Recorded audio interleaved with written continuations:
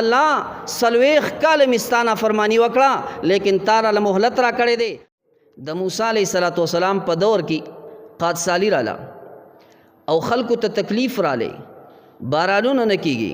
خلق راله موسی علیه السلام ته عرض کوي اے موسی د وخت پیغمبر او جلیل القدر پیغمبر د الله کریم زمونږ د پاره د الله نه دعاګانې وکا چې الله پاک را باندې بارانونه وکي، ځکه د باران د نشوالي د وجې نه فصلونه هم تباه شوه او د انسانانو او د حیواناتو نسلونه هم تباه کیږي روان دي. اے موسی د باران ضرورت دی. موسی علیه السلام خپل قوم د خپل ځان سره واغستو، بهر صحرا او بیابان ته د استسقا دپاره ووتل او الله نه دعا کې اے ربا د هغې مخلوق په وجه باندې چې هغو لا ګناهونه نشي کولی، اے ربا د هغه بچو په طفیل باندې چې هغوی د خپلو میندو پی لاس کې، الله د هغه حیواناتو په وسیله باندې چې هغه ګناهونه نشي کولی، الله د دغې خلکو د دغې مخلوق په طفیل باندې په د خپل مخلوق باندې رحم وکا، د رحمت باران اوري. اوس د وخت پیغمبر دی او ډیر عظیمی وسیلې ورکړي الله ته، او د هغې باوجود د دعا نه وروستو خلک په دې انتظار دی چې اوس به وریځ راځي، د هغې نه وروستو باران کیږي، لیکن دعا ختمه شوه. موسی علیه السلام چې کله اسمان ته ګوري، اسمان د هغې په شان شین دی، نور د هغې نه چې کوم دی خسخ ګرم شو. الله پاک ته عرض کوي ای الله مونږ خو راغلي یو د استسقا دپاره، تا ته خپل عجزي پیش کړه، دعا م وکړه، ربه څه وجه ده چې تا خو باران ونه کو؟ د الله رب ذوالجلال د طرف نه ورته وحي کېږي ای موسی ستا سره چې دا کم قوم راوتی دی، په دې قوم کې یو انسان دی او هغه زما سره د 40 کالو نه د ګناه په لاره باندې مقابله کوي، زما سره مقابلې له راوتی دی، د هغه په وجه باندې ما دا باران بند کړی دی. د خپل قوم کې اعلان وکړه چې دغه کس چې کم زما سره دشمنی کوي دی ستاسو د منځ نه ووتو، زه به باران وکم. موسی علیه السلام په دې قوم کې ودرېدو او روایاتو کې راځي چې دا 70,000 کسان د موسی علیه السلام سره استسقا له وتي، ځکه حکم یې کړی چې ټول وځئ. نو اوس موسی علیه السلام هغوی ته اعلان کوي او الله په خپل قدرت باندې د خلکو ته رسوي.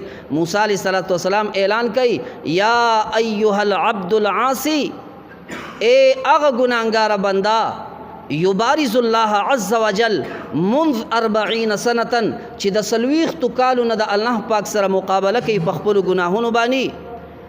اخرج من بین اظهرنا، زمونږ د مینځ نه وځه، فبک منعنا المطر، ستا په وجه باندې په مونږ باندې باران بند شوی دی.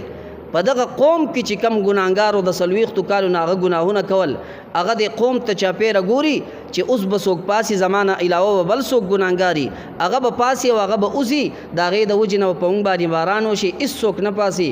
دی پوهه شو چې دغه ګناهګار چې کم الله یاد کړی دی او د الله پیغمبر هغه ته ندا او آواز ورکړی دی، دغه ګناهګار بل څوک نه دی بلکې زویما د پیمانتیا دا سر ګریوان کې ښکته کو. او په دغه وخت کې دی په دې زړه زړه کې الله پاک ته عرض کوي او سوی الهی قد عصیتک 40 سنة امهلتنی، الله 40 کال مستانه فرمانی وکړه لیکن تاله له مهلت را کړی دی. وقد اتیتک طائعا، نن خو ستا دپاره تابعدار راغلی یما، ستا په تابعدارۍ کې راوتی یما، فاقبلنی، الله زما د توبه خو قبول کړه، د رسوایۍ او د ذلت نه مې وساته. الله رب ذوالجلال د دغې بنده د پټې دعا په برکت باندې وریځ راوسته، سپینه وریځ، او هغې دومره باران وکړو چې خلک یې ټول لامده کړله.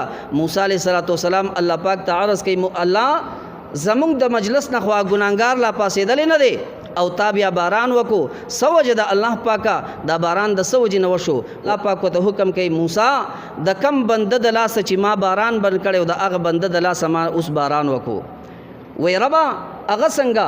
وی هغه بنده ما ته پټه توبه وویسته، د دې وجې نه ما د هغه توبه قبوله کړه. وی الله تو خو یې راته لږ وښې، د الله د طرف نه ورته حکم میلاویږي موسی د ګناه په زمانه کې ما په هغه باندې پرده راړتولې وه، نن خو زما هغه ولی جوړ شو، نن زما دوست جوړ شوی دی، نن خو خامخا په هغه باندې پرده راړتم، هغه بنده چاته نه ښیمه. نو زما عزتمندو کله چې یو بنده الله پاک ته توبه وباسي د 40 کالو ګناهونه، او دا به څنګه ګناهونه چې د وخت پیغمبر ته دا ویل کېږي چې د الله مقابلې ته راوتی دی. زما عزتمندو د 40 کالو ګناهونه هغه په توبه او استغفار باندې چې کوم دی په الله معاف کړله. نو الله رب ذوالجلال غیرتي ذات دی، الله پاک توبه قبلون کې ذات ته لیکن زما عزتمند چې کم بندا دا الله پاک ته رجوع وکړي او په الله باندې د خپل ګناهونه معاف کړي.